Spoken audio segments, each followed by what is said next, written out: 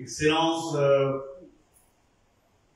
Monseigneur Eusebio Kinekezi,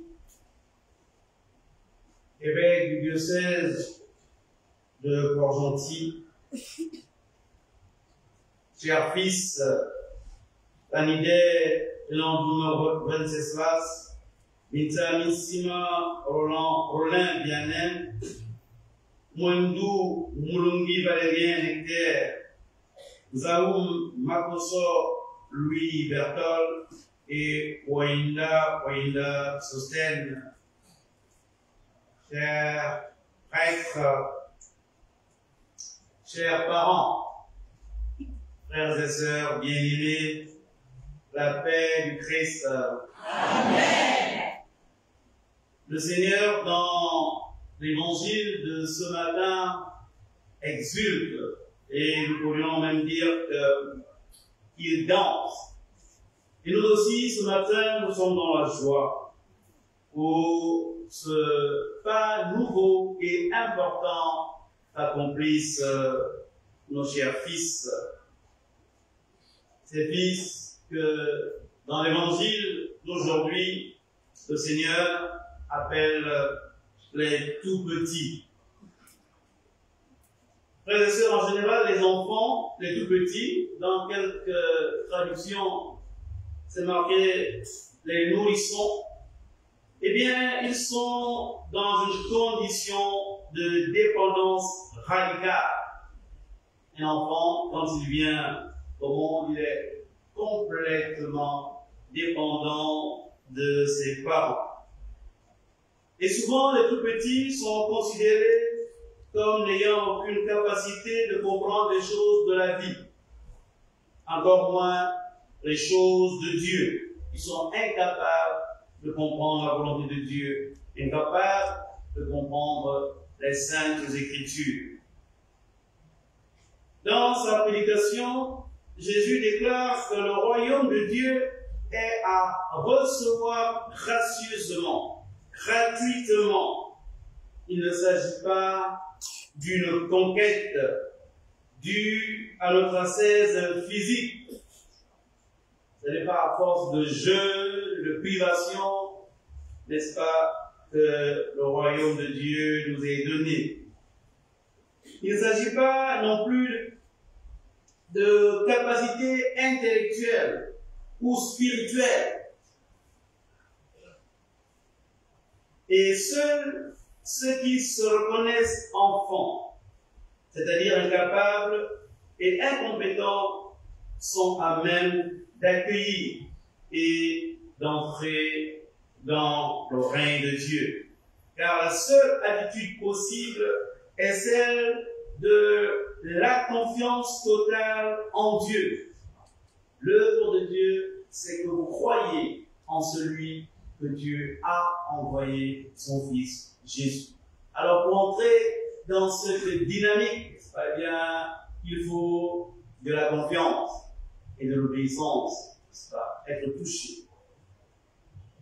Chers fils, vous avez en vous la conviction que Dieu vous appelle à son service. Un appel que l'Église a authentifié. Et aujourd'hui, par l'imposition des mains de votre évêque, vous recevez le premier degré du sacrement de l'ordre, qui est le diaconat en vue du sacerdoce ministériel. Chers fils, votre oui généreux à Dieu fait de vous des tout petits, c'est-à-dire des hommes qui ont choisi de mettre leur totale confiance en Dieu. Ce oui que vous donnez aujourd'hui est à vivre chaque jour de votre vie et dans la joie, afin de partager la plus belle nouvelle qui soit: Christ est ressuscité, il est vraiment ressuscité. Vous êtes donc des porteurs de cette annonce dans notre société d'aujourd'hui. Une société en manque de repères, de vrais témoins, de vérité, de justice et de paix. Par l'évangile annoncé eh bien, vous allez aider les chrétiens à vivre cette bonne nouvelle que vous-même, les premiers, êtes invités à mettre en pratique. Prenez sur vous mon joug et devenez mes disciples. Au temps de Jésus, les pharisiens faisaient peser sur les fidèles des exigences non conformes à la volonté de Dieu et souvent pour leur propre profit matériel ou pour leur image. Une sorte de falsification de la parole de Dieu que le Christ dénonce.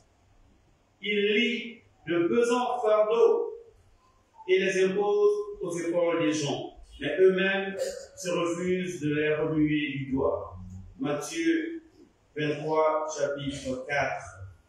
Jésus nous libère et nous invite à nous charger de son joug à lui.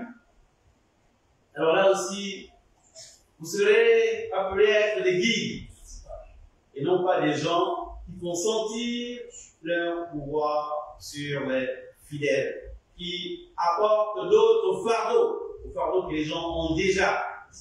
Donc là aussi, c'est une invitation à laquelle le pape François, n'est-ce pas, nous demande pratiquement à chaque homélie, chaque prise de parole, le pape nous rappelle que le clerc doit vivre dans une dimension de fraternité avec ses frères, mais aussi envers les fidèles. Le fait de recevoir le sacrement de l'ordre, le diaconat, eh bien, ne vous met pas au-dessus. Vous êtes au service du peuple de Dieu. Le joug est un instrument qui lie deux bêtes pour les faire avancer ensemble. Elles sont extrêmement proches, se côtoient sans cesse, se touchent, mais ne se voient pas.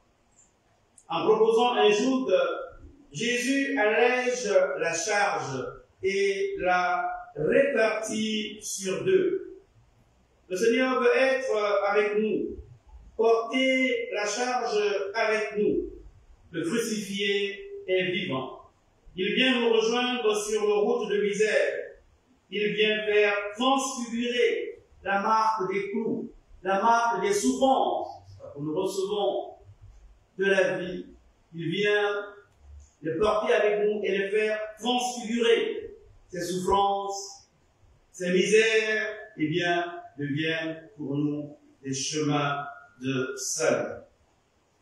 Le joug est également une figure utilisée dans les Écritures. Et dans ce passage, Jésus la reprend pour démontrer qu'il se lie d'amitié avec les âmes sur un chemin de libération, un chemin de conversion, un chemin de bonheur. Et le cœur de cette alliance, de cette amitié, ce jour, eh bien, c'est l'Évangile, la bonne nouvelle qui nous fait entrer dans le royaume de Dieu et devenir participants de la vie divine.